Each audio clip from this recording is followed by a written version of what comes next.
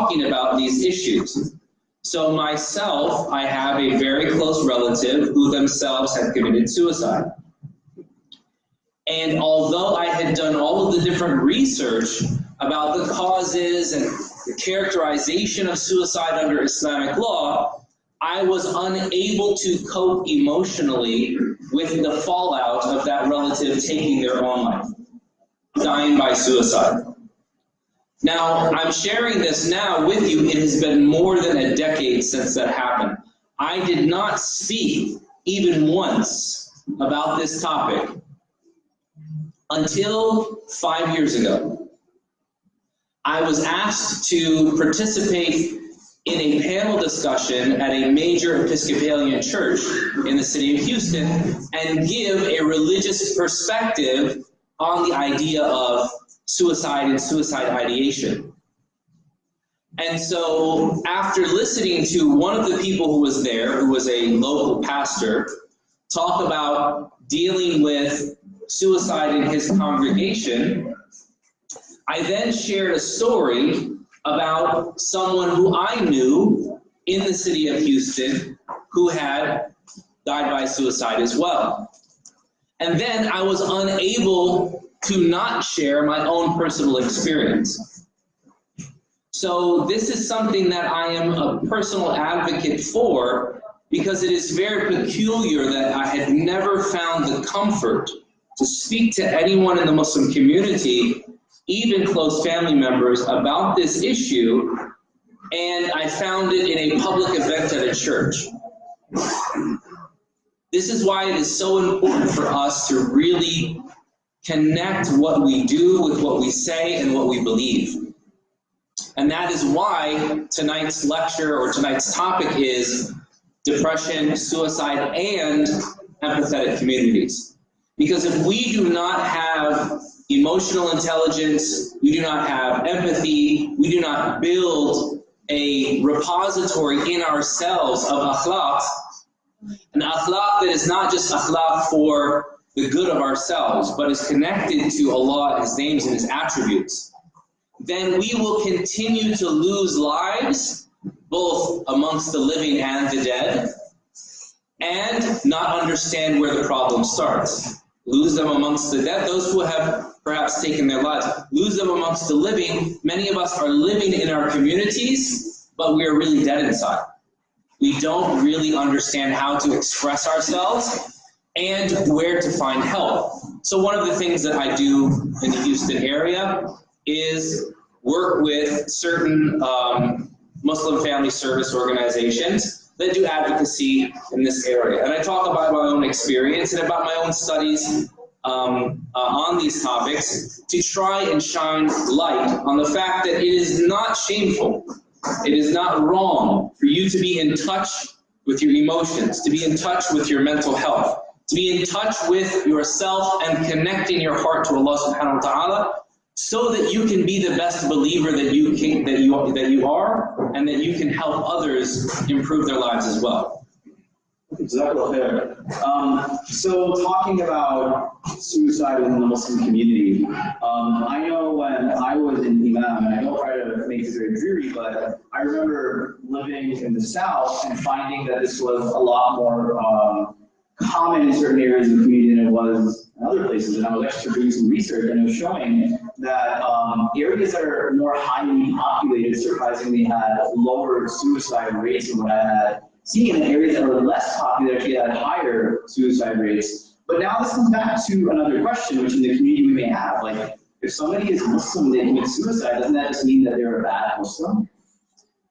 Well, that's certainly the idea that we have, right? It is easier to place a stigma, and it's easier to paint someone who has been suffering as the one who's wrong, the bad person, than to actually admit to they might have been dealing with issues that were beyond their control.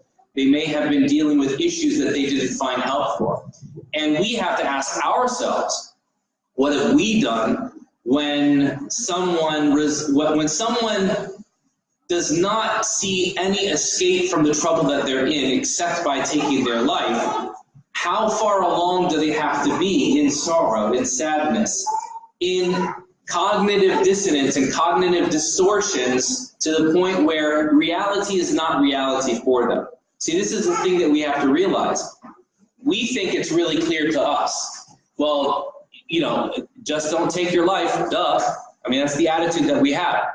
I mean, I know I have gone to janazas in the community that I know the person had taken their own life, and it's hidden. Because if any semblance of this gets out, people are going to boycott the funeral, they're going to boycott the family, and if they don't boycott the family, what will happen? They're going to chastise them. How are you such a bad mother? How are you such a bad father? How are you such a bad relative? Many times, people that are in need, we don't know that they're in need. Why? Because we don't understand the signs of suicide ideation. We don't understand the signs of depression. We as a community have many times a very difficult time connecting with our emotions and expressing emotions to each other. So, you know, suicide does not mean that you are a bad Muslim. There is the Hadith of Al-Tufayl, radiallahu anhu. This is narrated in Sahih Muslim. Al-Tufayl, I believe it was Al-Tufayl ibn Abdul Rahman al-Dawsi, radiallahu anhu. He and his tribe moved to Medina to make hijrah to the Prophet, alayhi salatu wasalam. And his father moved with them. Now, how many of you have ever been to a desert? Okay, what is the defining factor of the desert? Dryness, aridness. Aridness, dryness. It also means you're basically in a very sterile environment. It is very normal for people that move out of desert environments into city environments to get sick, because there are other bacteria and diseases and things that they're just not accustomed to. Tufail's father moved with him, and when he came to Medina, he got very sick. And he became so sick one day that he took a knife and he cut open his knuckles, because he felt that that was the only way that he was going to get relief. And so he put his hand out like that, and he bled out. فَمَاتَ مِنْ جَرْحِهِ, the Hadith says, so he died from his wounds. So Al-Tufayl sees his father in a dream after he had died. And his hand is behind his back. And he says to him, Ya Abata, oh dear father, what did you do that I see you in Jannah? He said, غَفَرَ اللَّهُ لِي بِهِجْرَتِي إِلَى رَسُولِ اللَّهِ صَلَى اللَّهُ عَلَيْهِ وَسَلَّمَ. That Allah subhanahu wa ta'ala forgave me for my hijrah to the Messenger of Allah sallallahu alayhi wa sallam. He said, then why is your hand behind your back? He then took his hand out and said, except for my 5 fingers, or except for my hand. So Tufayl wakes up, it's the time of Fajr, he goes to the Prophet alayhi salatu wasalam, he tells him this dream. The Prophet alayhi salatu wasalam, what does he say? Most of us, when we hear of someone who died by suicide, how do we react? Let's be honest with ourselves. How do we react? They ask, are you going to Paris? Should I even pray janazah behind them? Yeah, or astaghfirullah. Right, how dare they? I can't believe that they were that insensitive, that selfish, that, how dare they? We have an audacious, there's an audacity to it. So the Prophet ﷺ, what is his reaction? He raises his hands and he says, Allahumma hatta al-asabi'a faghfir. Oh Allah, even the fingers, forgive them. And he says this 3 times. And Imam an-Nawawi commenting on this hadith, he says this shows that not everyone who dies by suicide is condemned to the hellfire. They may have committed a sin, but they are not a disbeliever or any less of a believer. He had still done good deeds that had earned him paradise. So I mention this because it's extremely important for us to be more nuanced in the way that we approach issues of mental health. In fact, the hadith mentions that one of the reasons why he got sick was not simply the sickness, is فَمَرِضَ فَجَزِعَ فَقَطَعَ أَصَابِعَهُ. That he got sick, and then he felt a certain level of depression or some type of emotional overwhelming, and then he cut his hand, right? So it's not simply, oh, you're a bad person, this is why you've done it. it can be that people are experiencing medical, emotional, physical trauma that is not plain to us with, just by looking at them. So you're saying that there are instances within Hadith that talk about people who took their lives and it shows that they actually entered paradise on that basis? Yes. So what about Hadith which talk about people who, let's say, have harmed themselves and the Prophet ﷺ, for example, mentions the Hadith saying that there's someone who was wounded in war and then they couldn't bear it, so they took their own life, and the Prophet ﷺ said that they were going to be in the hellfire, or narrations of that nature. Right, so that narration is found in Sahih Bukhari, and that the people saw a man who was known to be a valiant warrior. And so they said, "In mata fil ma'rika fahuwa fil jannah." If this guy dies in battle, then he's in Jannah. The Prophet ﷺ said, "Huwa fil nar," he's in the hellfire. Everybody was amazed. So during the battle, he fought valiantly, and then he goes on. He disappears. Everyone says, "Where is this guy that we were talking about?" And the Prophet ﷺ said, "He's in the hellfire." We searched for him. They said, "We searched for him." The Prophet ﷺ sent us back once, twice, 3 times. When we found him, we found that he had threw himself on his sword. So the Prophet ﷺ said, excuse me. So the Prophet ﷺ said, "Huwa fin nar," he's in the hellfire. Why? Because he had become wounded in battle. And instead of accepting medical help after that wound, and accepting that he wouldn't be known as the valiant warrior, but he would have to sit out the rest of the rest of the battle, he was so taken by his personal pride that he would have rather died than allowed himself to be said that he didn't finish the battle, or he wasn't killed in battle. So he threw himself on his sword, thinking that that would somehow earn him the same honor. But it didn't, because he who Allah subhanahu wa ta'ala reveals to from above the 7 heavens is there in his presence. So the ideas of man qatala nafsahu bihadidatin fahuwa, or man ta'ana nafsahu bihadida, the different man shariba as-sum, all these ahadith that mention these phrases of whoever kills themselves with a knife, whoever drinks poison, then they will be doing so in the hellfire. These are there to warn us from allowing ourselves to get into a mental state where our pride overcomes us, and we take our lives out of spite in what Allah subhanahu wa ta'ala has decreed for us, not out of being overwhelmed by the situation that we are in, much like the hadith of Tufayl. It's interesting. So from a textual point of view, we see that it goes both ways. So hadith are not taken in a binary sense always. It's not like, oh, it says that this is what happens, the only thing that happens. So there is leeway in a lot of these issues that come up, and it also brings in an issue which is mentioned in the Quran, right? In Surah Al-Kahf, Allah subhanahu wa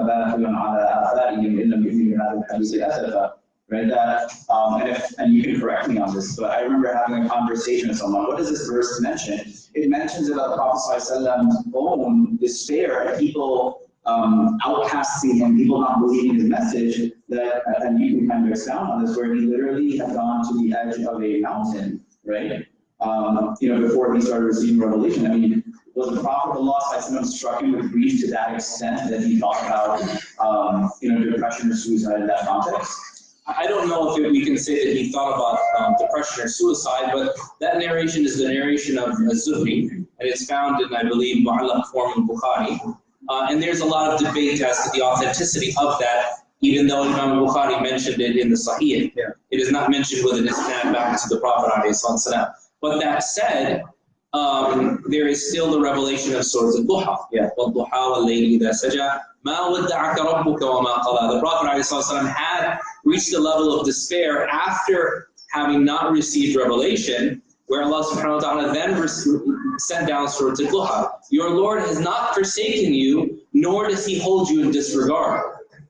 Because the Prophet ﷺ was being overwhelmed by the things that people were saying to him, and they were doing to him and to his companions. He also, sallallahu alaihi wasallam, experienced Aam al-Huzn, the year of sorrow. Now, of course, I'm not a clinician in any of the physicians, and those who are experts in the field can correct me, but according to my reading, a depressive state usually has to last for 2 weeks or more in order for it to be considered a form of depression. And it might show up in different ways. Imagine the Prophet ﷺ experiencing sadness and sorrow for an entire year after his wife died and his grandfather died and his entire tribe turned against him. The point being is that when you have emotional trouble, when you have sadness and sorrow, this does not mean that you are a bad person. It does not mean that you are a weak believer. In fact, the Prophet ﷺ said, "Man yuridillahu bi khayran yusib min." Whoever Allah wants good from, then He tests them. So many times these tests, what they mean for us is that we have to reorient the way that we think about them and expand our concept of our life beyond this worldly life to include the akhirah as well. Just a side point, for the link to send your question, we sent it on the ICCT News WhatsApp group. If a lot of those have gotten in the room, if not, ask someone to forward it to you so that you can send a question. So let's take a look at something else, the idea of sadness, the idea of letting it be okay to be sad. I feel like more often than not when discussing sadness in the Muslim community, we make it seem like displaying sadness, talking about sadness is something of like weakness, right? For example, when a man will cry in the Muslim community, we say, oh, that's a sign of weakness, be a strong person. And then it comes down to talking to women as well. It's like, you know, their mothers are telling their daughters, oh, you don't want to show your sadness. But then, like, is that not reading a culture of just repressed emotion that may show itself in different ways, of creating communities that are going to not be real with themselves and families that don't feel comfortable expressing themselves? Like, how do we actually understand this aspect of showing and expressing like negative emotions or sad, or not, I don't say negative, but emotions which are not consisting of happiness all the time?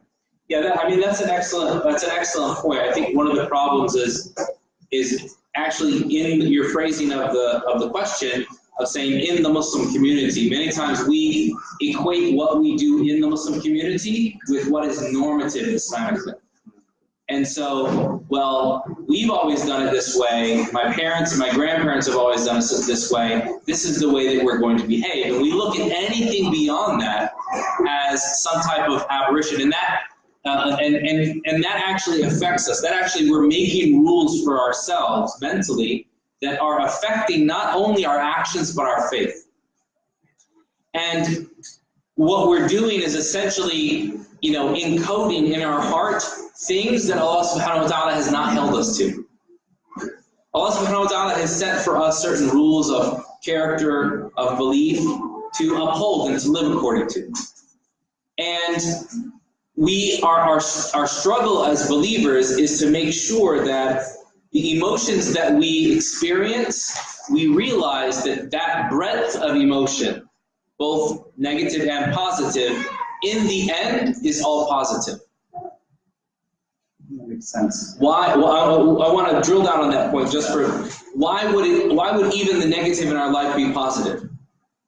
What is Allah subhanahu wa ta'ala's penultimate attribute? That He is one. There is no duality in Allah's existence. كَانَ اللَّهُ وَلَمْ يَكُنْ شَيْءٌ مَعَهُ. Allah was and nothing was with Him. Therefore, everything with Allah is good. Evil, bad, negative is in our perception of how we experience what Allah has decreed. But Allah subhanahu wa ta'ala, because He is one and there is nothing with Him, therefore everything is good. Which is why the Prophet ﷺ, when he would make dua, he used to say, لَبَّيْكَ وَسَعْدَيْكَ وَالْخَيْرُ كُلُّهُ فِي يَدَيْكَ وَالشَّرُّ لَيْسَ إِلَيْكَ. He used to say, at your service and happily so. And all good is in your hands, and evil is not attributed to you.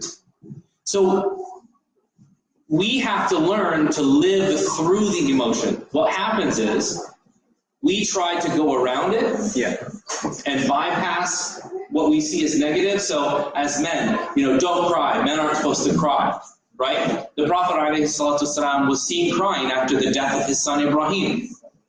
Someone said, "Atabki wa anta Rasulullah, are you crying and you're the messenger of Allah?" He said, "Inna al-'ayna la tadma wa inna al-qalba la yahzan wa la naqulu illa ma yurdi rabbana." Eyes shed tears and hearts feel sorrow, but we only say what pleases our Lord. So emotion is very, very natural. It's very masculine. It is a sad state that we have many men that don't know how to express their emotions in a healthy way. We have many women that don't know how to express their emotions in a healthy manner, right? And us playing up to these rules that we set for ourselves, we are not playing up to or living up to the rules that Allah subhanahu wa ta'ala and His Messenger have set for us. Just a side note, if there's any side conversations going on or requests that you desist from that, simply because this is a very sensitive topic. So we request that everyone please put their attention towards the speaker. Chico, there's actually a really interesting question we got. I think this is quite an interesting question. Have you thought about the consequences of sharing the narration of Kufay? What if tomorrow someone commits suicide from our community because according to you they think they'll be forgiven? I think this is being miscontextualized, but maybe not. Yeah, that's not the first time that somebody has said that. I would ask you, is Imam Muslim now guilty of the suicides that happened because of somebody reading Sahih Muslim? Right? When will we get past the stigma if we stigmatize even talking about instances in history of this? This is the problem. We want to not talk about it, and we think that that is going to solve the problem.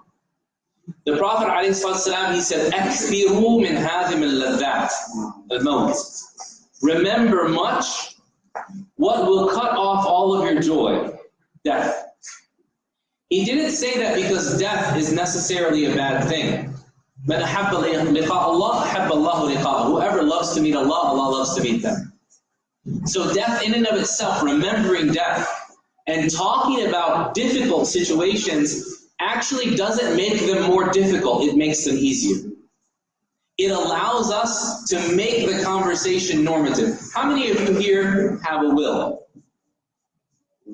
Handful. I can almost guarantee for those of us that do not have a will, one of the reasons why is because we can't even have a conversation with ourselves about our own mortality and the fact that we can't deal with the fact that we may die. Now imagine if you have a family member that dies by suicide, how much more harder it's going to be to talk about the concept of death. Because I can tell you from my family member who took their life, it is extremely difficult. It is extremely difficult. But what it needs from us is more empathy, to say that it's not wrong to talk about things that we have questions about.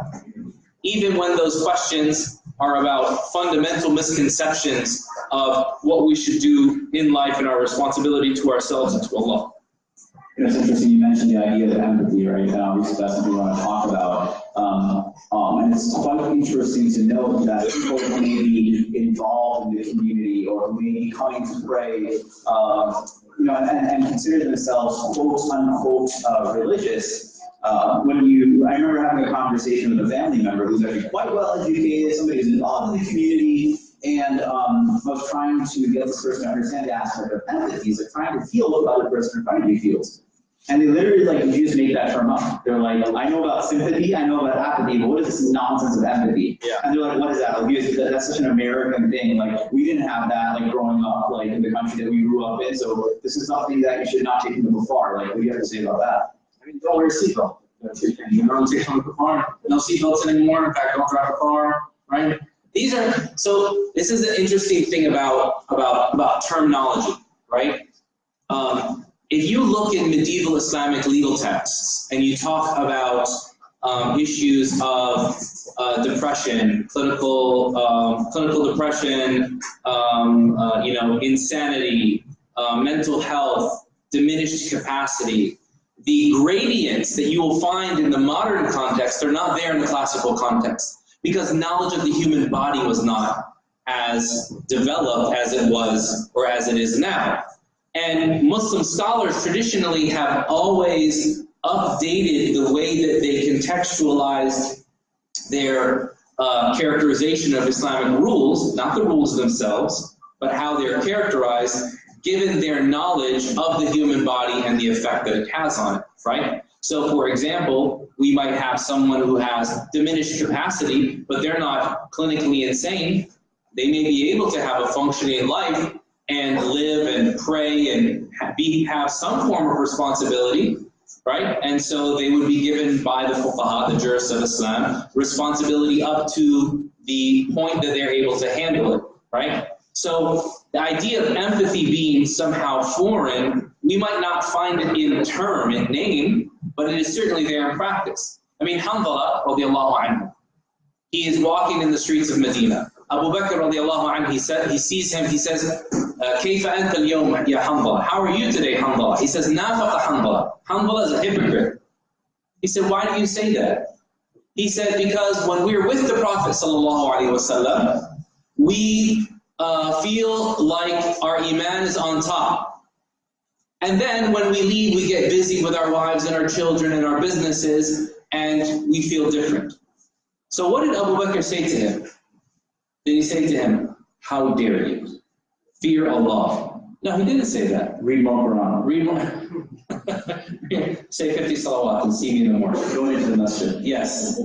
He said, what did he say? He said, كُلُّنَا ذَاكَ الرَّجُلُ. Each one of us is that person. Let's go to the Prophet ﷺ and ask him. So see, that's an empathetic statement. Basically saying to the person, I understand. Right? Saying to someone, I understand, doesn't mean that you agree. And it doesn't mean that you have encompassed the totality of their experience. But it simply signals to them that you can put yourself in their shoes for a moment and understand that things are difficult for them. So when they go to the Prophet ﷺ, what does he tell Hanzala? He says, Ya Hanzala, if your iman were to remain as it is with me when you leave, angels would come down and shake your hands in the middle of the street. But there's a time for this and a time for that, a time for this and a time for that, a time for this and a time for that. Commenting on this hadith, scholars have said that the Prophet ﷺ saying, angels shaking your hand in the middle of the street, meaning that you are not angels. You must expect that your iman will go up and down. You must expect that you will have a cyclical nature. You will experience cycles of emotion in life. You will not feel the same when you are at your job as you will when you're in the middle of the night praying. Right? Allah subhanahu wa ta'ala even refers to this as Surah Al-Muzammil, right? إِنَّ لَكَ فِي النَّهَارِ سَبْحًا طَوِيلًا, right? وَاذْكُرِ اسْمَ رَبِّكَ وَتَبَتَّلْ إِلَيْهِ تَبْتِيلًا. Right? You're going in the daytime. You're going to be busy. So make dhikr, right? إِنَّ سَنُوحِي عَلَيْكَ قَوْلًا ثَقِيلًا. We're going to send a heavy word upon you. So the Prophet ﷺ was given the tahajjud of night to make up for the busyness of the day. Not everything, see, this is a problem with the modern world, is we're always trying to make sure that things are normal. Things are the same across the board. And that standardization is impossible. And when we try to do that with our emotions, we simply stifle ourselves. And when we are not allowed to have authentic expression of emotion, do you know what that does? It makes us more Muslim, right? It creates less empathy. And when you have less empathy, you are more prone to a depressive state. And when you are more prone to a depressive state, you will, by default, start to mirror that to those around you. Your mirror neurons in the front of your head, right? When you see somebody, you ever get a positive emotion from them, you just don't know. And somebody smiles, his brother smiling, mashallah, he smiles at you, smiling, you feel good, right? The Prophet ﷺ said, وَابْتِسَامَةٌ فِي وَجْهِ أَخِيكَ صَدَقَةٌ, that the smile on the face of your brother is a sadaqah. It's not only a charity, it's a duty. Why? Because our duty as believers is to inject positive emotion into each other. When you carry around that negative emotion and you get around somebody with that negative emotion, what happens?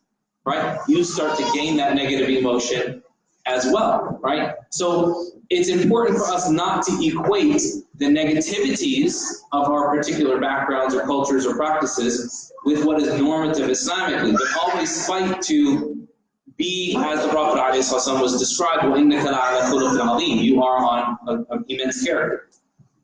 The reason, and I mentioned this to Sheikh Joe, like I'm saying, like, oh, but that's not a part of Islam. Like, obviously, I don't mean that, but I want everyone to understand the contradictions that fall into the way we think about things, right? Like, well, that's not a part of Islam. Oh, we didn't do that, like that back then. But even within the Quran, right? If your father, your forefathers were doing something that they weren't supposed to do, you're still going to follow that, and that's what Islam came to remove from our communities. There's something else that you had mentioned, right? The idea of Iman going up and down, faith going up and down, which kind of gets into something which may be a little controversial. I don't say it's controversial, but it goes into a way we think about things, right? This idea of an Iman rush, right? Where it's almost like a dopamine rush, right? Like a sugar rush. So I personally find it problematic when we're teaching people about Iman as a sugar rush or like a caffeine rush. And now, if it's not that, but rather an Iman goes up and down, what does my faith have to do with being depressed? What does my faith have to do with being empathetic in that regard? So, during the Battle of Uhud, the believers thought that the Prophet ﷺ had been killed. Right? Are we all familiar with the story? And so, the kuffar of Quraysh, they stood up and they said, Afikum Muhammad, is Muhammad amongst you? Prophet said, don't say anything to them, right? And then they asked if Abu Bakr was amongst them. They asked if Umar was amongst them, right? They asked each of these 3 times. They were quiet each time, but on the third time for Umar, he couldn't help it, right? He had to say, yes, I'm here. We're going to show you, we're going to give you a bad day, right? He couldn't help but say that. But the majority of believers believed that the Prophet ﷺ himself that day had been killed. And there was an immense sense of sorrow that had spread amongst the believers. And the verses that were revealed about this, so that you will not feel sorrow for what you have lost or overjoyed by what you have been given.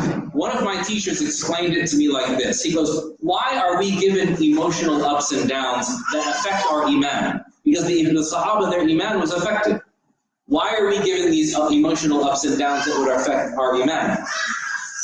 He said it's to be more appreciative of the very basics of our Iman. He said, imagine like you're at work and the fire marshal calls you and he says, yes, Nihal, yes, you got home.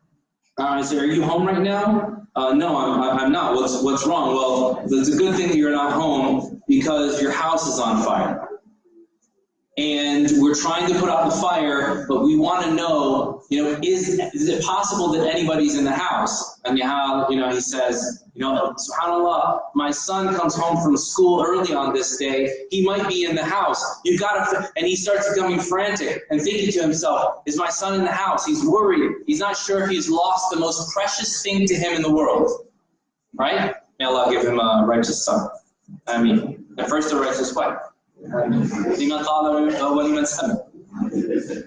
So he says, the fire marshal says, okay, the fire is out, everything is burned to a crisp. We're not even able to ascertain if anybody was in the house. If your son was home, he probably didn't make it. Now he's crying, he doesn't know what to do, he's absolutely devastated, right?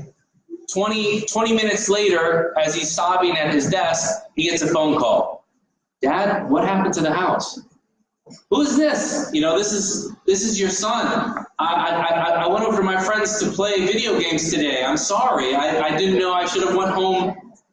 He said, no, thank God you didn't go home. Alhamdulillah, you're alive. Right?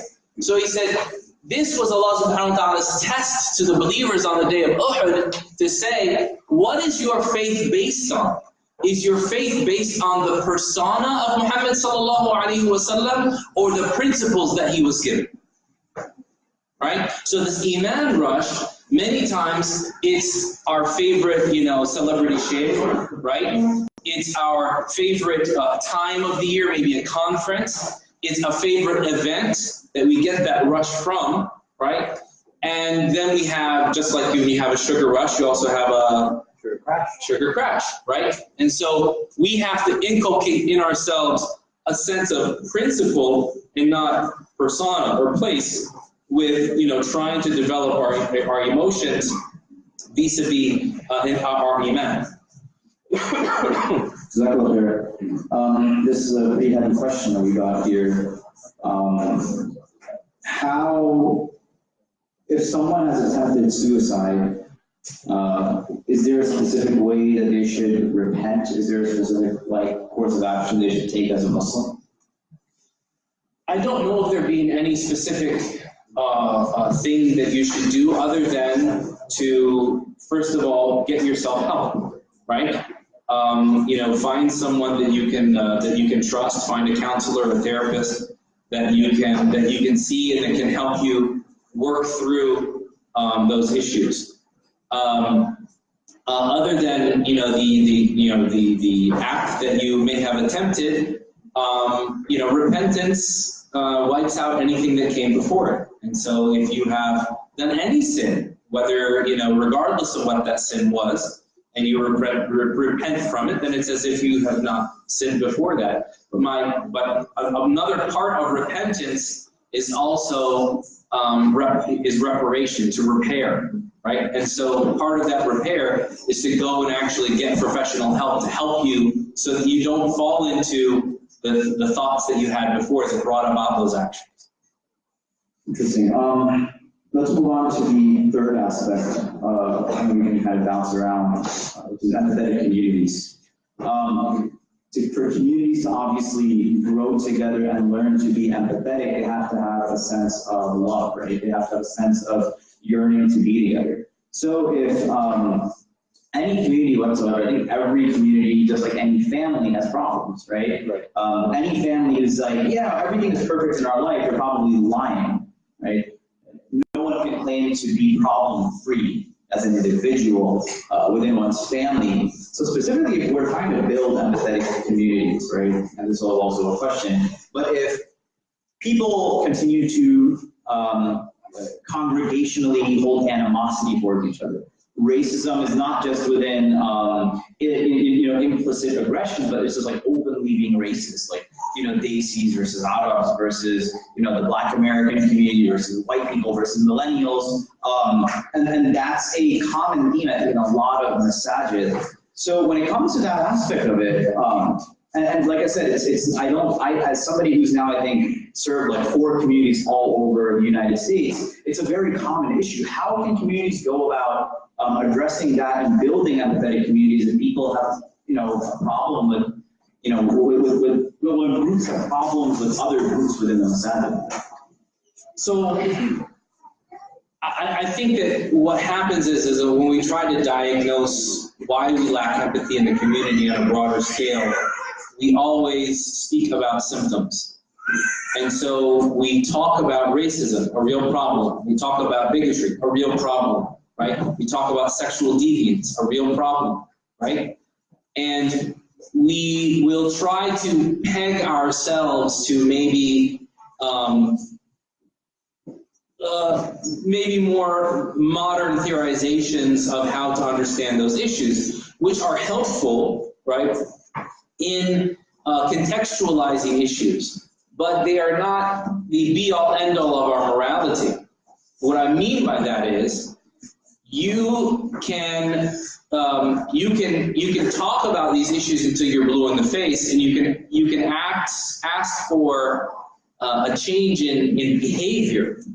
But if you do not change thought processes, and you do not change cognitive distortions, the way that people see themselves and see others, and you do not help people identify how they feel, then the behavior will denigrate back to the bad behavior that it was before, right? So a lot of times we can be very confrontational, and that is exactly what shaitan wants from us. Inna shaitana lakum aduwwun fattakhiduhu aduwwa. Shaitan is an enemy for you. Take him as your enemy. إنما يدعو حزبه ليكونوا من أصحاب السعير. He only calls his people to be from amongst the inhabitants of the hellfire. He calls us to embody the worst about ourselves, to do the worst, right? To react in the worst way. And if we want to solve these problems and have more positive emotion, we have to actually go to the root of it and be able to identify that regardless of the avatar that it takes, in reality, these are shaitanic, attitudes that cause disruption, they cause dispute, and they cause pride, which was the original sin in Islam, right? This is not to deny that these issues exist, but it is to say that the solution will not be by butting heads. For example, the Prophet ﷺ, this hadith is found in Bukhari and Muslim. Prophet ﷺ is walking past the graveyard. He sees a woman, and the narration of Muslim says, he sees a woman, he sees a woman crying over the grave of a child of hers. And so he says to her, Ittaqillah wasbiri. He says to her, Ittaqillah wasbiri wa'tasibi. Be mindful of Allah. Be patient and seek your reward from Allah. So what does she say? Confrontation. She says, she doesn't even look up. She says, إِلَيْكَ عَنِّي فَإِنَّكَ لَمْ تُصَبْ بِمُصِيبَتِي وَلَا تَدْرِي مَا أَنَا فِي. Why don't you get out of my face, basically?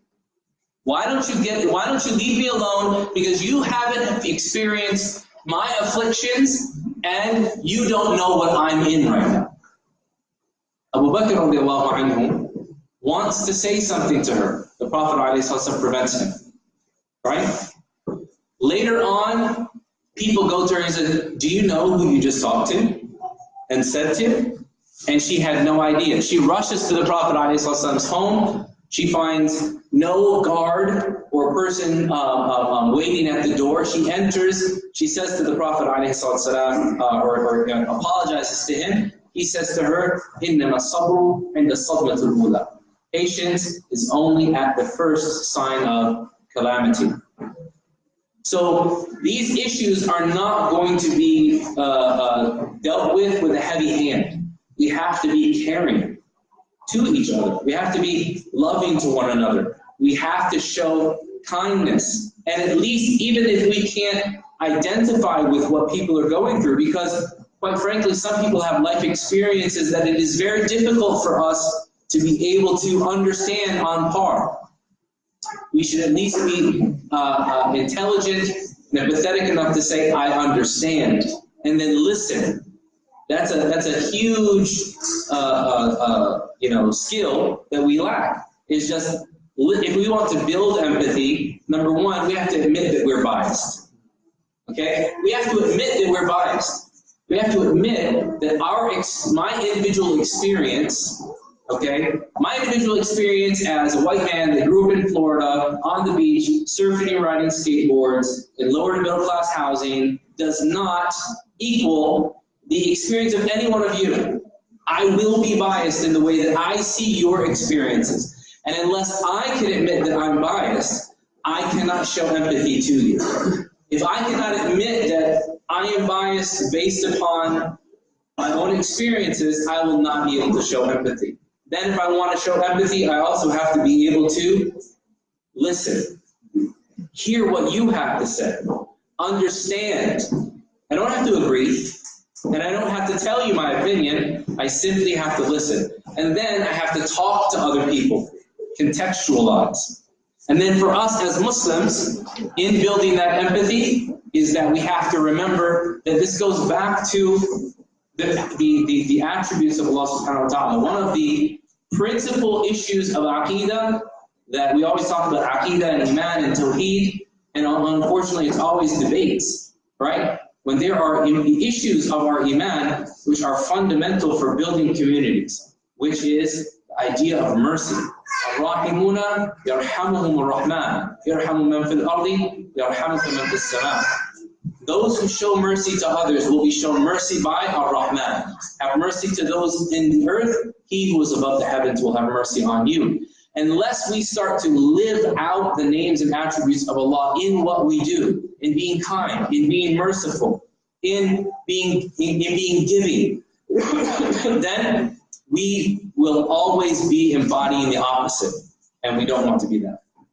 So something that, so there's a couple of things from what I heard from you. Number one, you're saying is to acknowledge privilege, right? I think that's really important. Yes. So each group should be acknowledging privileges, right? That, for example, there's certain segments of the Muslim community, regardless of where they come from, who, if they get pulled over by the police, are less likely to get shot and to get arrested by other people, or other people who live in certain economic conditions may be better off, and others may not be so better off. And that has to be considered. Is that what I'm hearing?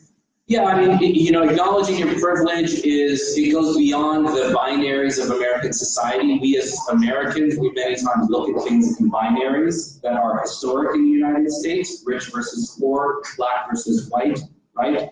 Upper class versus lower class. Around the world, this is a reality in the United States. But now that we have, here, a friend of mine used to say, anyone that's going to serve in the Muslim community should have a degree in international studies, because it's like, the model UN, right? You're gonna have people from all over the world, and other people's experiences will not be seen through that lens of American binaries, right? And so part of our privilege is also recognizing the variance of experience that we have in the community, but realizing that yes, we do have access to certain things because of who we are, right? That other people don't. And when we realize that, then that allows us to be able to say to ourselves, okay, I can see why that person would be frustrated, because I've never had to experience that ever in my life. If I was in that situation, I would probably be frustrated as well. That makes a lot of sense. So thank you for that. There's another question that somebody had before. So we're talking about mental illness, we're talking about suicide, we're talking about depression that may result from, let's say, extraneous factors, right? Let's say there's a lot of shouting at home, or there's relationship issues between parents and their kids, or between spouses, which a lot of times may be things that one cannot control. But somebody's asking a question about things, let's say somebody is dealing with that may be in their control. So, for example, addiction, drug addiction, pornography addiction, alcohol addiction, where that person feels that they themselves are putting their mind into the gutter by constantly self-medicating, right? I think it's really important to understand this. Addiction, drug addiction, pornography, it's very common in the Muslim community. Specifically, like fentanyl addiction. No. Yeah, exactly. It doesn't exist, right? Yeah. It doesn't exist. It exists outside the masjid, not like people in the masjid, right? So, fentanyl addiction is going up. Opioid addiction is going up. And the question, I guess, that the person is asking is that if I'm self-medicating myself, how do I break that cycle so that I take myself out of that paradigm and learn to actually be happy and satisfied with my life? So if you are in a situation where you are placating yourself through any form of experience, whether that be pornography, drugs, alcohol, overindulgence in anything, right? The first step is for you to seek out help, and to not disqualify that help when you don't find people who are actually able to be empathetic. A big problem that we have in the Muslim community is we say to ourselves, well, I don't want to go to a mental health counselor or therapist because they're from the Muslim community, and so I'm probably going to hear about it when I go to the masjid on Friday or on Sunday, right? So there's an inherent distrust that we have. What you have to do is you have to say to yourself, I see the negative effects of my actions. It is important enough for me to get help. and I'm going to interview the person that will help me before I let them help me. How do I do that, right? I don't know about up here in Connecticut. In Texas, alhamdulillah, God bless Texas, right? We are blessed with a very religious population. And so you will find Christian therapists who are acutely sensitive to the needs of their Muslim clients and encourage them to become better Muslims, even though they are devout evangelical Christians. Why? Because they realize the value of religion in your life. I don't agree with you, but I realize the value of religion in your life. So you have to find a person, because this happens even with Muslims. We have a lot, especially a lot of Muslim sisters who go into marriage, family, and health therapy, right? They are taking on jobs of counselors, but they are imbibing postmodern concepts about the self and about the family. That can be very destructive to the Muslim family. Muslim men as well. I'm just talking about from where I see the majority of people going to this without being cognizant of the role of faith. Faith may be looked at as tradition or culture, but what is the role of faith in being transformative and healing, right? So you have to ask your therapist, how do you deal with your clients who rely heavily on their faith for help, and see what their response will be. I can tell you, I've gone to therapists in the past, and one thing that prevented me from going to therapists was the fact that I didn't trust that they were going to, number one, believe that I was Muslim as a white man, because I've been told that I'm not by people, right? And secondly, that they were going to value the role that Islam would play in my life, right? So vetting people, if you see it as important enough, is going to play an important role. Secondly, and this is on the flip side, if you're not the person with the addiction or the problem, but you're in the household, let's say, for example, you're a teen, and you know that your mom and dad are fighting all the time. All you come home to is yelling and screaming, right? I'm not a licensed professional, so I can tell you this. A licensed professional would not tell you this, right? Because they're not allowed to intervene, especially in a mind. I'm telling you, just as a community advocate, that if it means you go to your high school or your middle school guidance counselor or counselor at school or anywhere you are, and tell them what's going on and get someone to intervene so the family gets help, you need to do that. You need to do what you can to be able to get yourself and your family help. Because if your family comes from a culture that is hush-hush, right? Nobody wants to talk about having the flu, much less having some other form of addiction or some form of depression. Then and you're cognizant of that, you have to take the steps to be able to get them that help. So here's something else that was brought up. This is kind of on the flip side. There are people, for example, who may live in a very overly sensitive state. How should they deal with the bluntness of the world while living with too much empathy? So they themselves are over-empathetic? I guess, yeah. And I think that may become a problem. There are people who may be so empathetic that they let other people step all over them, right? And that leads to a lack of self-esteem, let's say, developing. Like, is there a point where, like, too much empathy is a bad thing? I think if it allows someone to transgress on your rights and your needs, then yes, there can be too much empathy, right?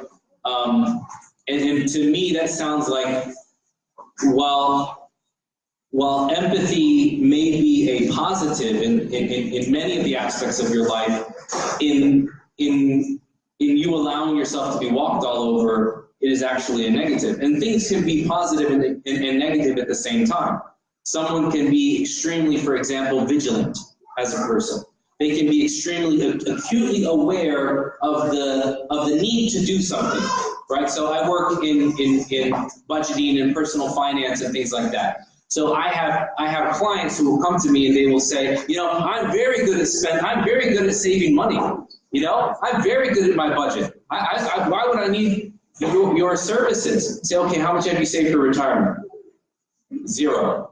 How can you be great at budgeting and not have saved anything. You have no savings.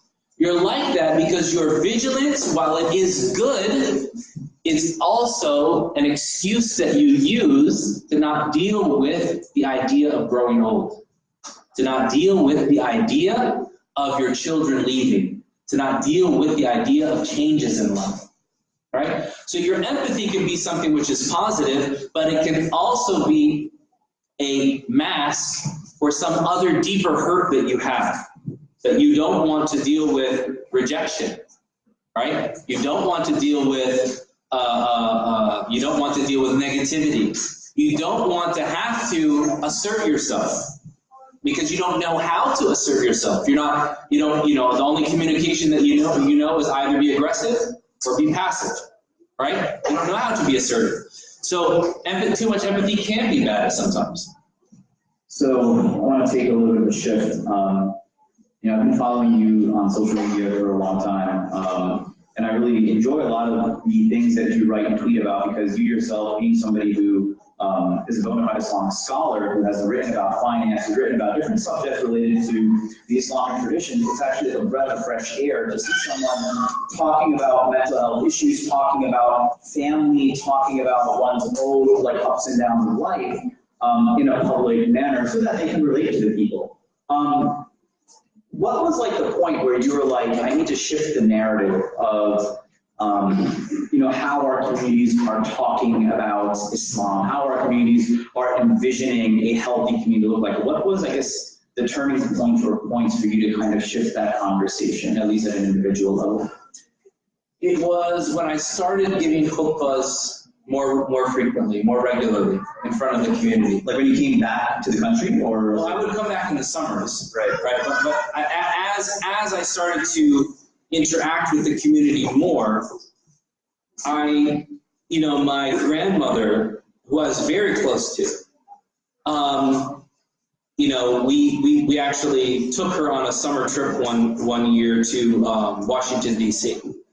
And I said, Grandma, it's about time for us to pray, so we're going to stop at the Islamic Center of Washington, D.C. over here. We're going to pray. Will you go with us?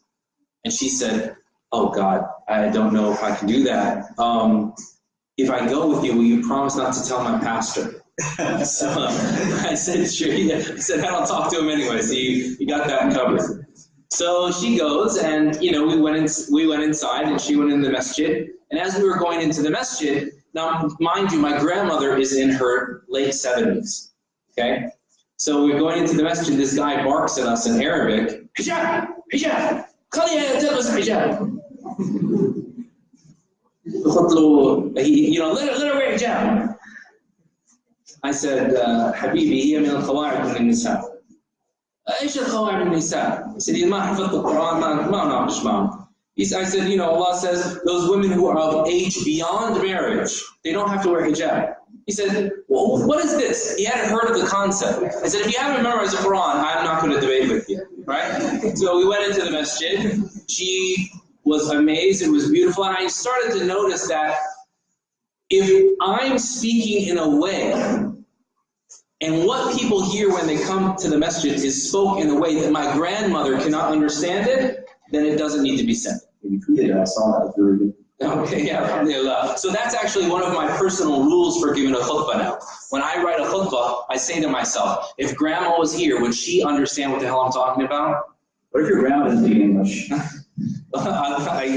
Just take it in meaning, right? But that's one of my rules. If my grandmother won't understand, then I won't say it. If it's too much for one of my friends, Sheikh Sulaiman Hamid, the Imam of the Masjid of Al-Islam in Atlanta, very good friend.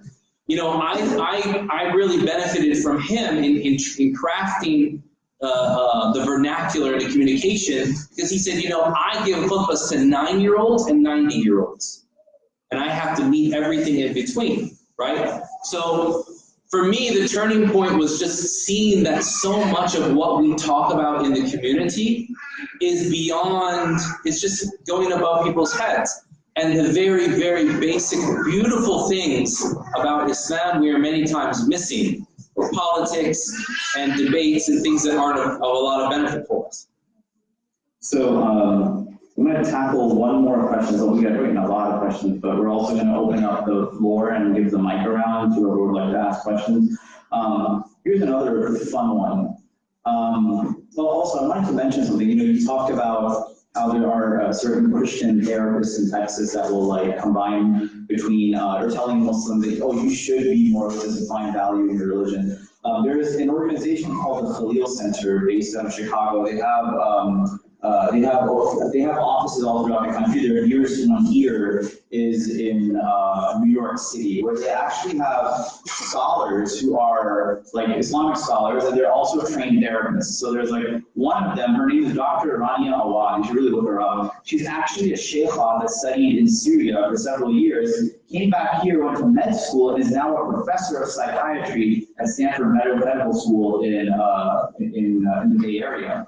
And they also teach courses at the Harvard Seminary as well, talking about mental health as well as how Islam can fit into that paradigm. So that's also something to take a look at. They do wonderful work. Yeah. So we, inshallah, like really, please look them up. It's the Khalil Center, Khalil. So they're based all over the country. Inshallah, you can find some benefit in them. The last question I wanted to ask and tackle, and like I said, we'll open it up. Is a lot of times Muslims will conflate issues of mental health or depression or whatnot with sihr or nadar, right? And saying that, oh, like I've been afflicted by the evil eye, oh, a jinn has possessed me, oh, somebody did black magic on me, right? Somebody put something in my tea, etc., etc. Yeah. How does one go about kind of delinking or solidifying or whatever, because we do have an idea of the supernatural in our faith. So how do we go about talking about issues of mental health as well as if they're linked to like the supernatural? So I think this is an excellent question, and we will find many times people putting too much credence in the supernatural. At the same time, we find people denying the supernatural. And Ibn al-Qayyim al-Jawziyah, he says, it is very common that you will find a person with a physical malady that is the result of a spiritual malady, or a spiritual malady that is the result of a physical malady, because the soul and the body work in tandem. And so the health of the soul affects the health of the body, and the health of the body affects the health of the soul. Why? Because the Prophet ﷺ, he said, "Ala inna fil jasadi mudghah, إذا صلحت صلح الجسد كله وإذا فسدت فسد الجسد كله ألا وهي القلب." Is there not a morsel of flesh in the body that if it is wholesome, the body is wholesome, and if it is corrupt, the body is corrupt? Is it not the heart? He said this shows that there's a tandem relationship between the body and the soul. It's important for us, though, in trying to remain in that middle ground, that we realize that medication and medical help is part of a spiritual cure. If Allah subhanahu wa ta'ala has sent us the ability to deal with any malady that we have, right, and we don't use it, then we are actually doing something called kufr al-ni'mah. We are denigrating or denying the blessing that Allah subhanahu wa ta'ala has given us. This is the opposite of shukr, the opposite of the character we should be embodying. When we leave off the asbab, the causes that Allah has given us, because somehow we have a better idea of what should be done, we're actually denying the wisdom that Allah created in that thing and created in us.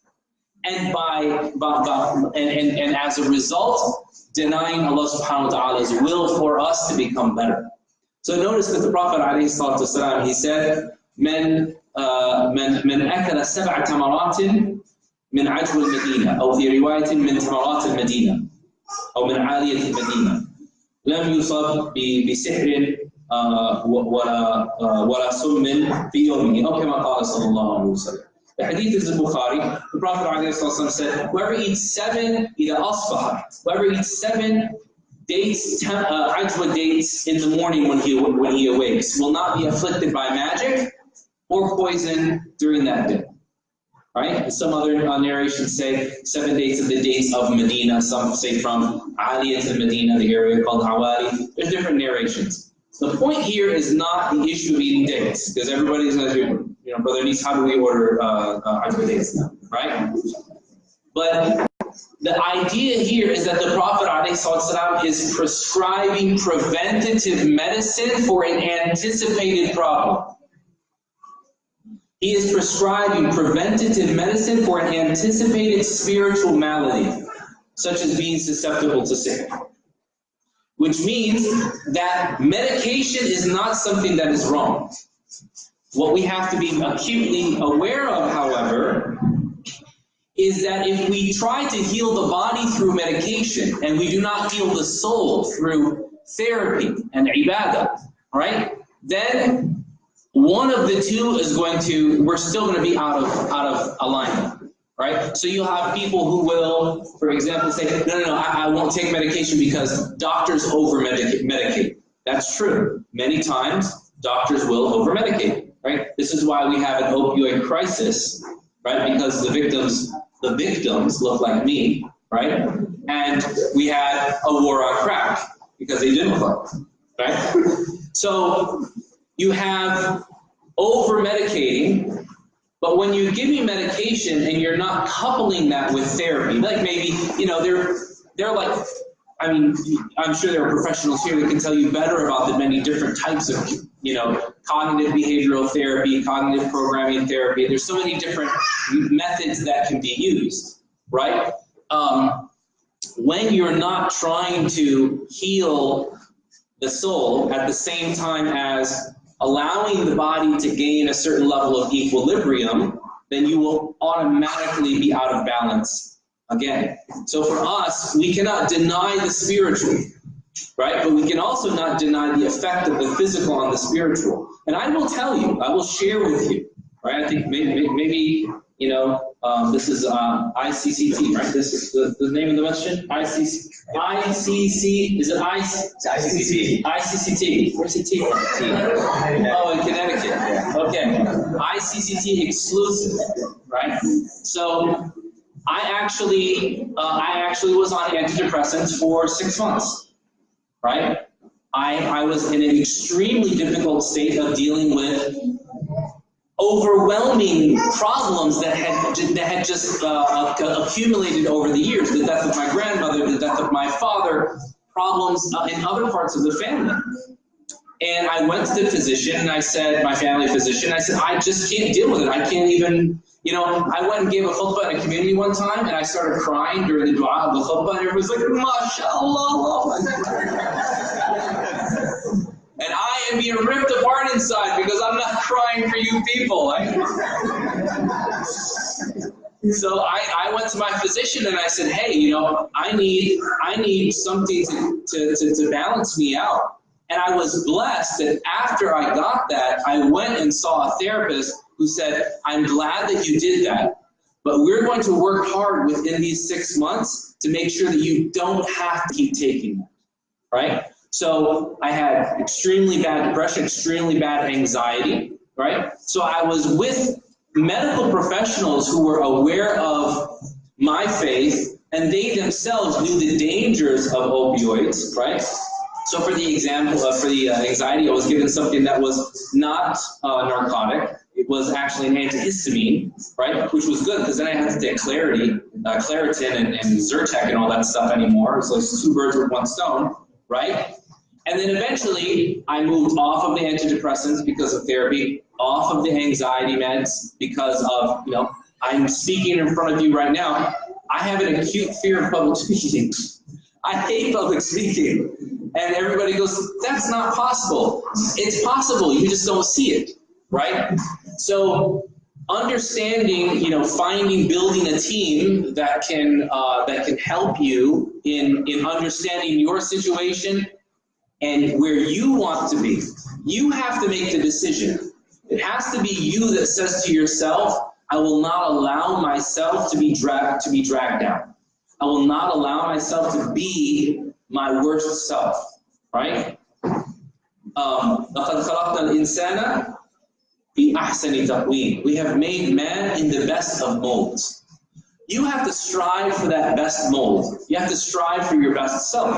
And if taking medication is going to give you the equilibrium so that your emotions aren't like this, And then you can have that time. You know, during that period, I think I probably opened the Quran for like a tadabbur type of reading for the first time in years. Wow. I had not sat in front, I have a giant mushaf that I bought in Medina, right? And that I would memorize from. I had not sat in front of that mushaf and actually read as an act of ibadah for years because I couldn't bring myself to doing that. Why? Because I had so much emotional and spiritual blockage because of my trauma and the things that I was experiencing. And I'm sharing this with you just to say that don't read into the most negative portrayals of mental health advocacy and mental health treatment, right? But work to find those people to say, look, I want to be the best person of myself without being on medications forever, without having to see a therapist forever, without having to live with this fog that's over me, right? And when you seek out good, you know, then inshallah ta'ala, good will find you. As the Prophet alayhi salatu wasalam and said, al-hilmu bil-tahallum, wal-ilmu bil-ta'allum. Forbearance is gained by being forbearing, as knowledge is gained by learning. فَمَنْ يَتَحَرَّ الْخَيْرِ يُعْطَهُ وَمَنْ يَتَوَقَّ الشَّرَّ يُوقَهُ. So whoever seeks out good, it will be given to him. And whoever seeks protection from evil, they will be protected.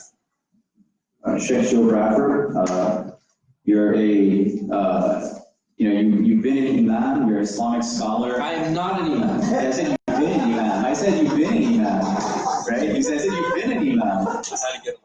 Right? Yes. You've been an imam. Right? You've been an imam. You've been an imam. Yes. So I have actually for 1 year, yes. yes. You're somebody that studied the tradition. How long were you in Medina for? Like overall? I was in Medina for 8.5 years, Riyadh for 3.5 years. So you were in 12 years. So about 12 years you spent studying Islam. You're back in the States, and you opened up to us about your own advocacy as somebody who wants Muslims to talk more about mental health, to talk more about depression. We thank you for your vulnerability. We thank you for being open with the community, because we don't get the chance to hear it from the opposite end, right? People always talk about the issues from within themselves, but the aspect of our faith that we ought to embody is that right? That a messenger sallallahu alaihi wasallam was someone sent to us from us, right?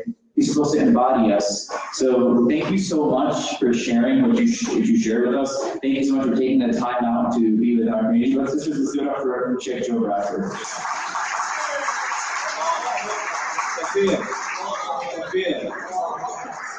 So at this time, we're going to pass the mic around for anyone that would like to open up and talk about something. Just keep in mind, this is a safe space. This is an open place for people to be vulnerable. Please keep in mind what we're trying to accomplish. So we're going to pass the mic around with a raise of hand. You can please take questions. Again, if you want to have side conversation, I request that you please step outside. There's a lot of brothers and sisters. Can't hear. Brothers and sisters, I'm going to request that if you want to have side conversation, please do step outside because the program is still going. We're not done. So we're going to call us off with our first question. Go ahead, Austin. That's not you guys mentioned a few things about how can we be better for ourselves mentally. But you had mentioned about your family member who had committed suicide. You guys didn't recognize the signs, and as a community, you can't recognize the signs. But from that, we're all friends about the family. What are some things that, if we know our family member or a friend is down, what are some things that are other than we got this or like as a joke around, we put on whatever, like what are some things we can do to uplift people in a positive way other than the things we always do? Yeah, so that's an excellent question. I think first of all is recognizing the signs of social isolation, loneliness, that can many times lead to suicide ideation, that can lead to the more negative emotions that people have. When you find people that were previously when people were previously kind of extroverted and very active in the community, and then now they're not, it's simply good character for us to just follow up on that. Maybe they're just busy with a new job. Maybe they're depressed, right? So following up with on their affairs and seeing how they're doing is one thing. Secondly, is simply expressing that you are there for them if they need it. A lot of people think that all the doors are closed. Okay, they want to think that, well, you know what? Even if this person hasn't closed the door and locked it on me, I'm not worthy enough to knock at the door and bother them, right? So I won't even. I'm not going to trouble them with my issues, right? So they need to hear from you that, hey, man, I don't know what's going on right now, but whenever and whatever you need from me, I'm there for you. I can tell you that for me was major. People simply calling me up and saying, hey, are you all right? Yeah, I'm good. Well, I saw you tweeted this thing. I said, I'm just on Twitter too much. I lost a meme war, and there's a new meme chick in town. And so, I was just, I might tweet something that, maybe to them sounded melancholic, but maybe it was just one of the stuff being, contemplated or something. But people will reach out and say, hey, man, are you okay? Yeah, I'm doing good, Who's the new name? I think it's, yeah. So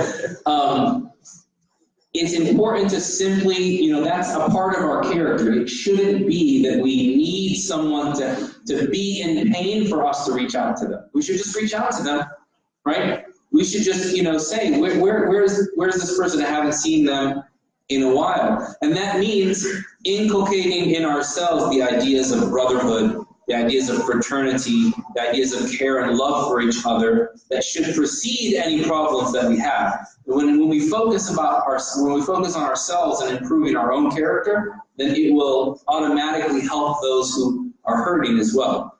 And then listen more than you talk. Right? Men do this most of all, where we want to solve the problem. Well, you see, all you've got to do is 1, 2, 3, 4, 5, right?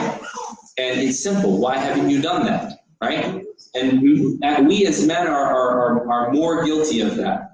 In fact, when we talk about statistics, I think it's 1 in 15 people 1 in 15 adults will experience depression throughout their lives. 1 in 6 throughout their entire lives. 1/3 of women that have had children are more likely to experience depression, right? There's been an increase of like 25% of elders that are in the last years of their lives experience depression and pain. So knowing that, we should be more acutely sensitive to those needs and just reaching out to people and listening to them. Elders in our community. How many times do we sit with the elderly in our community and just say to them something like, tell me your story, how did you get here? Like, how are you, there's someone in our community who I've done that with, and you find out the most amazing things about these people, right? And amazing things about your own community that you never knew, right? So, allowing people, just to express themselves is extremely important. For husbands and wives, it's extremely important that you allow yourselves to vent to each other, right? And to express yourselves to each other without judgment, and to just be there, right? Presence is so important. Presence by emotional connection, presence in visiting them.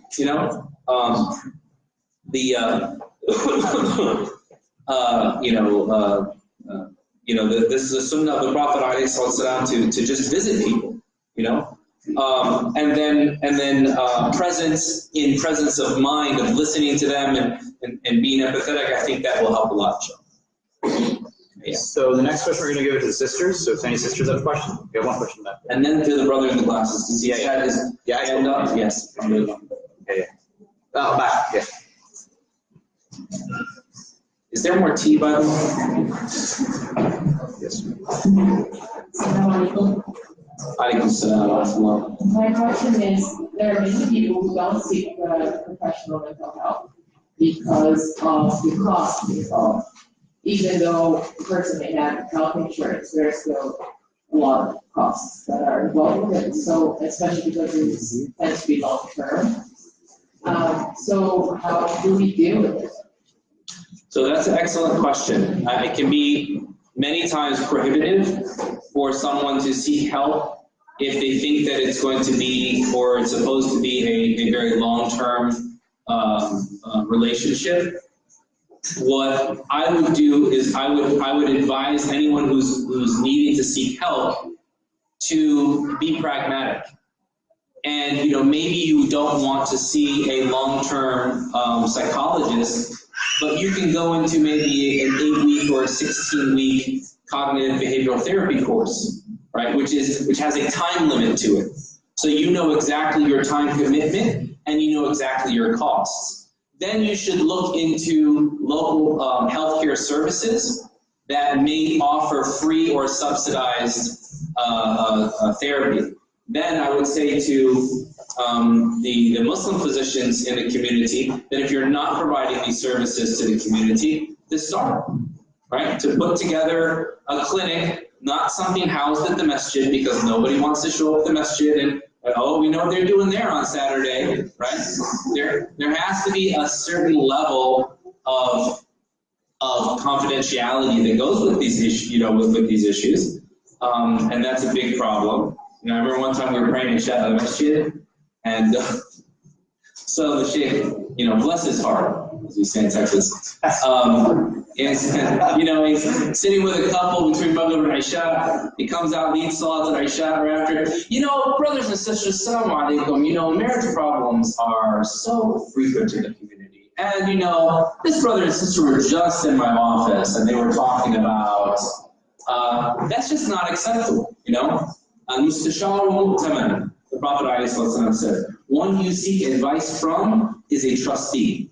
They have to act as a trustee and guard everything and be confidential. But back to your question. So seek out, community health resources from the city, the state, the county that you're in. Look for something that will have a definitive time period and an outcome that you can then build on in the future. And then look into even online services. There's a service that started in California that actually some Muslims have been involved in called Lucid Lane. And it's basically online counseling and therapy sessions for people that are on the go. Maybe they live in areas where they don't have access to services. They can use those services as well. Lucid Lane, yeah. There's two things I want to mention. Number one is that luckily in Connecticut, if somebody makes less than 50K or somewhere between 40, somewhere around that number, you're on Husky, right? And Husky is actually a form of Medicaid, which there's Connecticut, Yukon, Husky. That's like the awesomest name ever. Yeah, Connecticut's awesome stuff.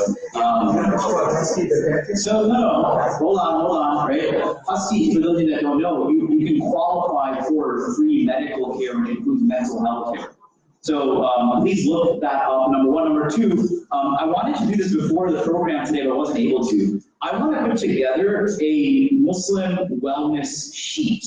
Basically a list of therapists that they don't necessarily have to be Muslim, but they are oriented and understanding of the sensitivities associated with being Muslim, and who are also therapists. So if you would like to participate in finding out who those therapists are and putting a list together to make it easy for our community to find a mental health professional, please find a way to contact us. I'm trying to do that, and I want to make it available to the community. So that's fine. So in cases like severe physical expression, anxiety, like bipolar disorder, the dosage of medication is pretty high, and your mind is being actively altered. Like sometimes it even affects your concentration, or it feeds like a general numbness feeling where you're not particularly happy or sad, but you can't really create your own thoughts. How does that affect the validity of your prayer? Is it being accepted? Because I have a roommate who has severe bipolar disorder, and he's in a constant state of numbness to the point where he can't even really concentrate. And he's also conscious, so it's not a native language, so it makes it very difficult. What do you do? Like, is our prayer being accepted when we're on these? And does it matter if our like, what do you call it, our doctor is a Muslim for it to be valid? So this is an excellent question. I would say, just to address that backwards, no, it doesn't matter if your doctor is a Muslim or not, as long as there is a quantifiable, verified medical need, then they should continue treatment. Secondly, if they attempt to pray and they pray, then inshallah ta'ala that prayer is accepted. Just as any act of worship that one has difficulty doing, they are rewarded, inshallah ta'ala, rewarded twice. As the Prophet ﷺ said, "Man qara'a al-Qur'an wa huwa mahirun fihi fa huwa ma'a as-safarati al-kiram al-barara." Whoever reads the Quran and they are proficient, then they are with the angels that are the highest scribes. وَمَنْ قَرَأَهُ وَهُوَ يَتَتَأْتَأُ فِيهِ فَلَهُ أَجْرَانِ. And whoever recites it and they stutter and they have trouble, they have two rewards. They have the reward of their effort, and they have the reward of the trouble that they went through in performing that act. So that person, when they pray, their prayers, inshallah ta'ala, are accepted, and they should continue. I would say that given their medication doses and the times that they find themselves in, that they may be eligible for a dispensation to join prayers or delay prayers at times. What do I mean by that? If it's time for Dhuhr, they can delay it all the way to, let's say, when does Asr come in here? 3:20 something. Let's say 3:45, right? Let's say 3:45. So you would say, okay, I want you to delay your Dhuhr until 3:40, right? Then you'll pray your Dhuhr, you'll find yourself in a mindset of concentration, and then immediately pray Asr, and then you're done. And you can do the similar for Maghrib and Isha. If you can't get that concentration until the time of Asr comes in, then you can join them at that time, right? This is an extenuating circumstance, which is allowed at times for medical issues and issues of public welfare, people like police and first responders and things like that, physicians that are in surgery, so on and so forth, right? But the worst thing that we could do is tell them, don't do anything, right? Continue, fattaqullaha mastata'tum. Be mindful of Allah to your utmost capability and build on that, inshallah. Sister side. Going once. All right, here you go.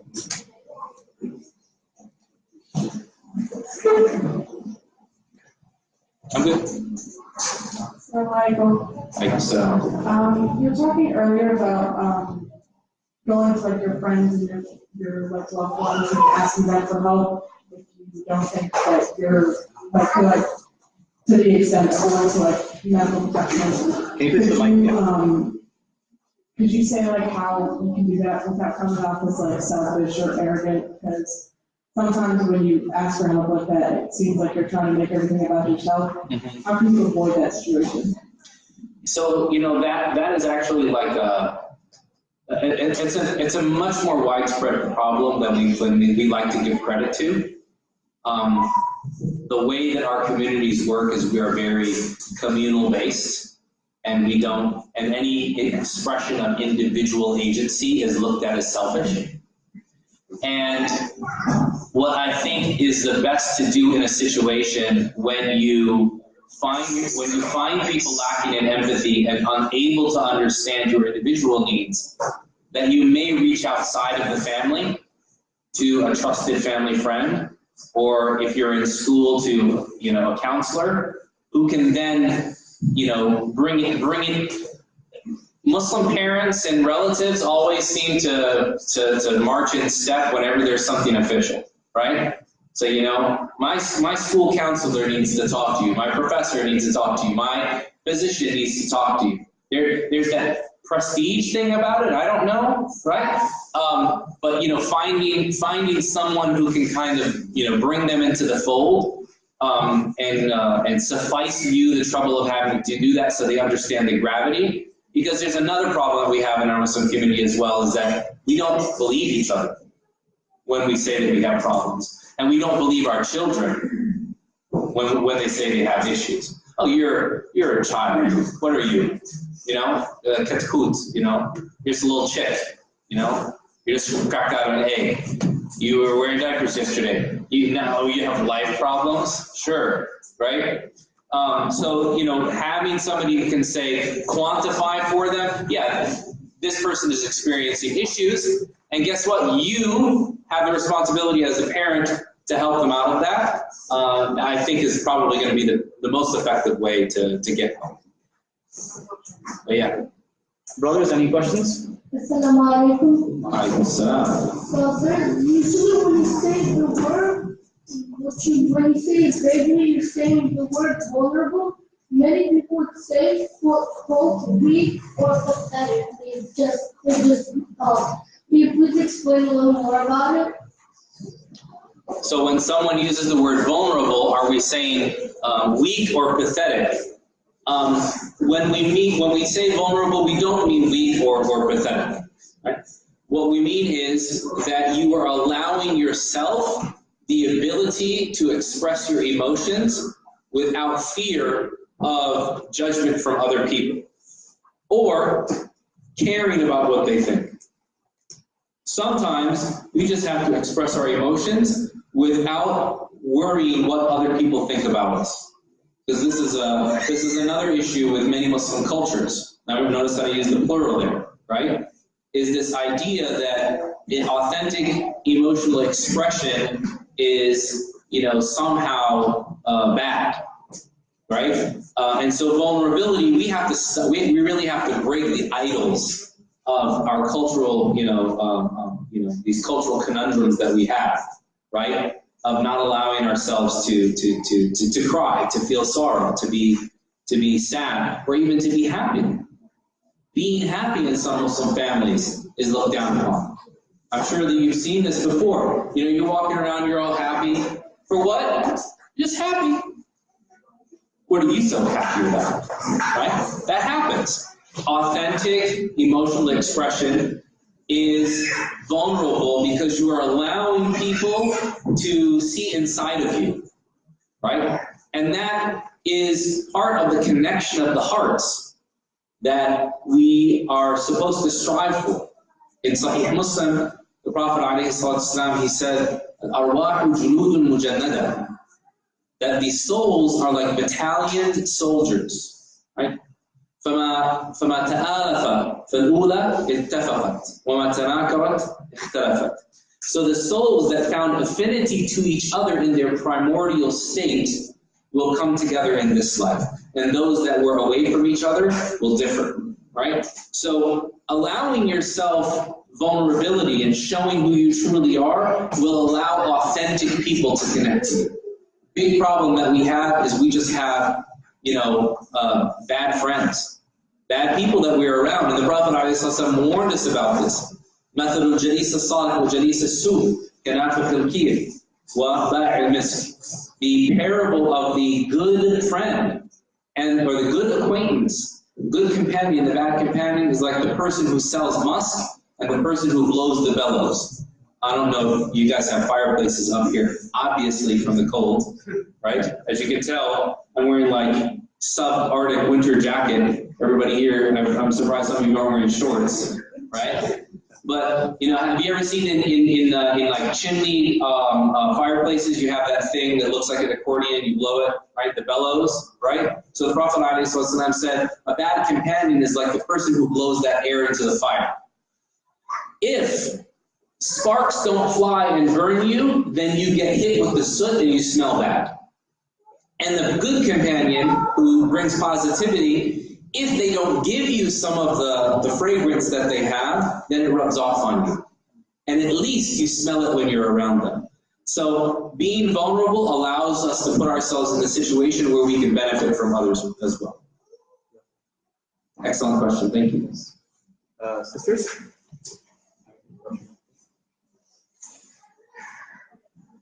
The question is how do you comfort somebody when you're uncomfortable with their expressing their emotions, like someone who's crying, you're uncomfortable with feeling like that. How do you comfort them? So when someone is expressing their emotions and you're uncomfortable, how do you comfort them? I would say that takes a certain level of sacrifice on your part, right? To say to yourself that, this is an instance where I will acknowledge my own bias and privilege to not having been subjected to what they're going through, and allow myself, if I see myself as stronger, I'll be the pillar that they can lean on, right? I don't have to understand what they're going through to be there for them. So it's a lot about self-orientation. Even in that discomfort can be a learning experience for ourselves on how we can be there for people even when we don't like it, right? And even when it's not it's not something that is immediately beneficial to ourselves. I think though in the long run you will find that that you will learn more. You'll learn to better deal with those situations by being in them. Because it's, the biggest mistake that we make with all of these issues is we try to go around them. So people will many times, instead of dealing with the negative emotion, they will many times try to placate it through an extreme religiosity, right? Or an extreme liberalism, right? So you'll find a person who is emotionally disturbed, and they don't find the people who are willing to allow them to be uncomfortable with them. And so they'll say, okay, well, I'm just going to bypass this, and I'm going to, pray all night and fast all day, and I'm going to be the most pious person. They never dealt with the issue that they had. And you'll find that exact person, when that doesn't work out with them, where will you find them in a few months? At the club, right? The jam, right? Yeah, so I'm not going to go, right? So you'll find them on the exact opposite because they're simply trying to placate themselves with other forms of things that are allowing them to not deal with the issue, right? So by us allowing ourselves to be uncomfortable, we can actually bring a lot more healing to people than we realize. Brothers? Brother here in the back.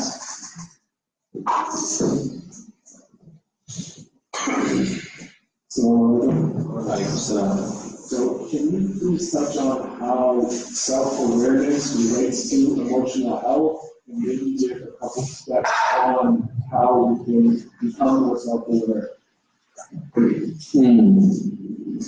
How self-awareness relates to mental health? And steps on how to become more self-aware.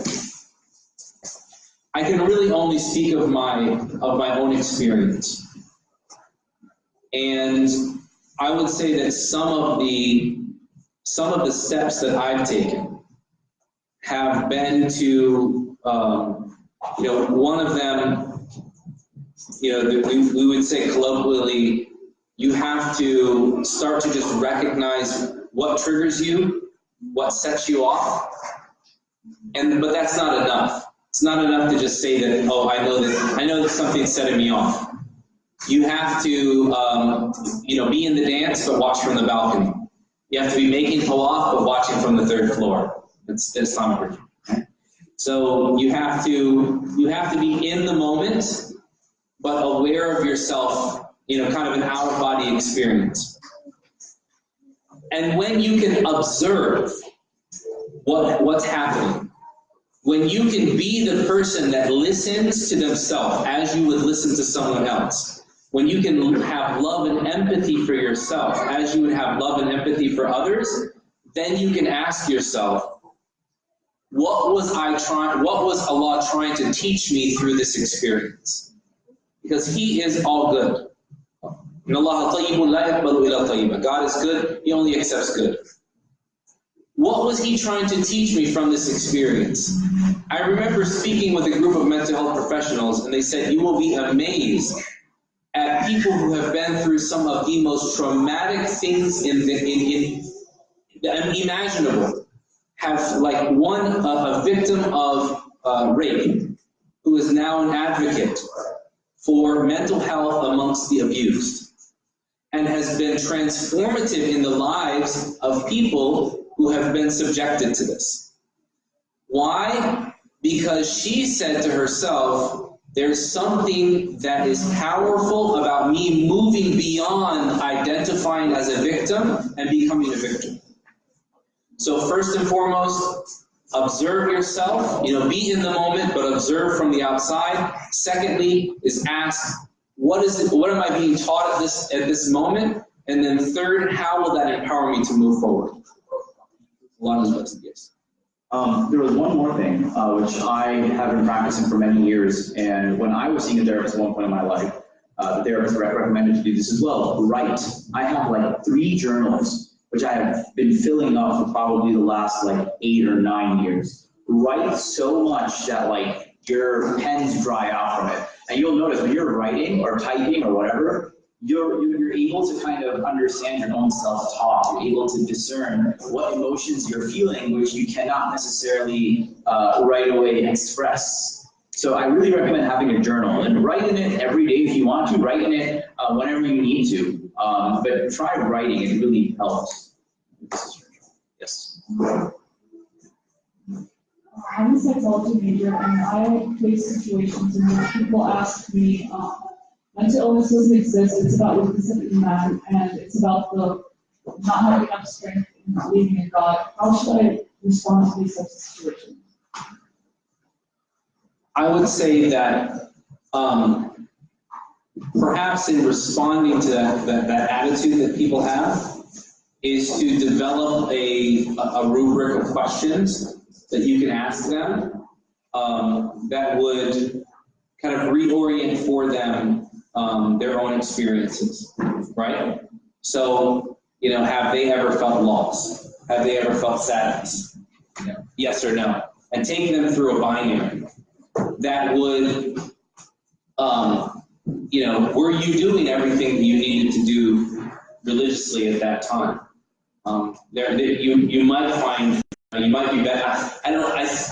My fear is that we get into like a preaching war with somebody who obviously has like a set belief about what it means because they're guarded against actually dealing with their own emotions.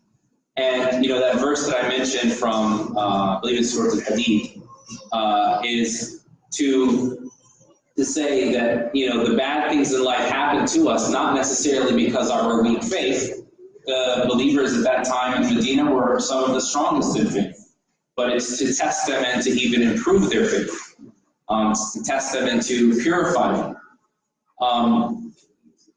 Dealing with that misconception will probably, taking them through some type of binary to get them to the point of self-realization that they've been weak at times, but it wasn't related to doing everything, not doing everything that was expected of them, maybe more beneficial to them and to you than simply saying, here's the proof for why that idea that you have is wrong. So, how many more questions are there? Just raise your hands. If not, we can have one more and call it a night, I think. One more and call it a night. Yeah. Okay, I think, he hasn't asked the question. Sheikh Joe will be here, inshallah. But I'm going to ask you, I'm going to request one thing. So we've been talking now for how long is it? Almost 2 hours. Almost 2 hours. And I'm going to be teaching all day tomorrow. So when we get up, that's the end of the questions, right? No one comes and says, I just have one small question, because that's usually a 5-minute, question that actually turns into an hour. Can I get McDonald's? Huh? Can I get McDonald's? Okay. Are you taking me to McDonald's? Is that what you're saying? No, someone's going to ask me. So we have gourmet McDonald's, yes, like before you after this, just like the proper administration. Thank you. Yes. So, first of all, I just want to say Jazakallah for taking the initiative for the subject. It's really important. Oh, we can't hear you, sorry. I just want to say Jazakallah for taking the initiative to take on this subject because, I think it's very important. But sometimes, like you mentioned, is people trivialize the matter. And then, you might come across instances where your friend says, this exam didn't go well. I'm gonna do something, and you don't. At one point, you don't know. Do they really mean it? Are they joking? Like, when's the point where you step in and say, okay, you said this too many times, but are you okay? Do you need help? I think that it's never too early to express the, if somebody, if somebody's saying things, that indicate self-harm, I think it's never too early to say, hey, I know you might be joking, right? If you notice that they're joking, or say, you might be joking, but if it's a serious issue, I'm here for you, right? Not to challenge, but to offer, right? Not to admonish, but just advocate. I know it might be difficult. You may be joking, but whatever you need, I'm here for you, right? I'll keep the door open for you. I think that it's never too soon to do something like that. I just wanted to let you all know about a couple of upcoming programs this month that we have here. As you know, Sheikh Joe will be here tomorrow from 10 a.m. to 4 p.m. teaching a class on the 40 Hadith of financial success. So we request you all come here for that class. Secondly, we have two other programs happening this month. This Sunday we have a youth meetup. The youth meetup, what time is that happening on Sunday? 5 to 7, and there's pizza and whatnot. So it's being organized by Nihal Khan Hartford. So inshallah, please be here this week from 5 to 7. Number one. Number two, the other event that we're going to be having this month, Brother Hassan, November 22nd, right? Brother Hassan, November 22nd. So November 22nd, we're going to be having another one of these events. It's about the idea of the misconceptions surrounding jihad and Sharia with Dr. Sadil Hashmi, who's a professor at Mount Holyoke, not too far from here. So we request you to please come to that event. Again, who's going to be here, all that good stuff. And then on the 23rd, we have Abdul Islam Sharif, who's going to be joining us for a youth DM. That's going to be from 7:30 at Isha up until roughly midnight. We're going to have pizza and s'mores, and inshallah, Brother Safwan Sheikh is also going to be joining us that night. And lastly, some good news is that on December 13th, we are, December 6th, we're actually going to be having a program as well. We're going to let you all know the details soon. But December 13th, we want you to mark your calendars. We have just confirmed Imam Sheikh Dr. Khalid Abdul-Rashid, who's a Muslim chaplain at Harvard.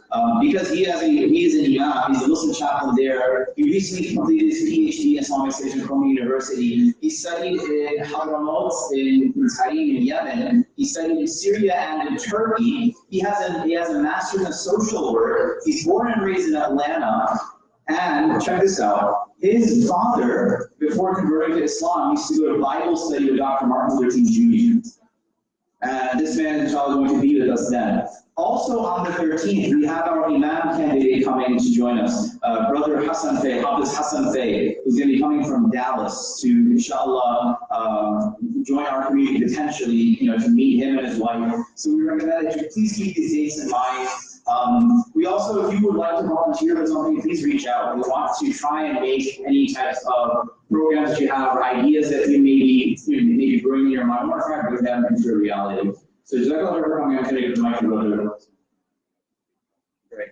Also, every Wednesday, as you know, we have a tafsir class which I conduct after Isha, and then every Tuesday we're starting a class on fiqh essentials with Sheikh Muhammad Sulaiman, who many of you know from the community. So after 2 sessions, you'll get the book. If you just come for the first session and you just don't show up after that, you're not getting the book. So if you want to really learn, brothers and sisters, we have all these programs happening. It's all about putting in the initiative and showing up, letting people know what's going on, and just talking to each other. So Jazakallah Khair, we Facebook Live it as well, so the lecture is going to be available in a couple of hours. Jazakallah Khair, Assalamu alaikum wa rahmatullahi wa barakatuh.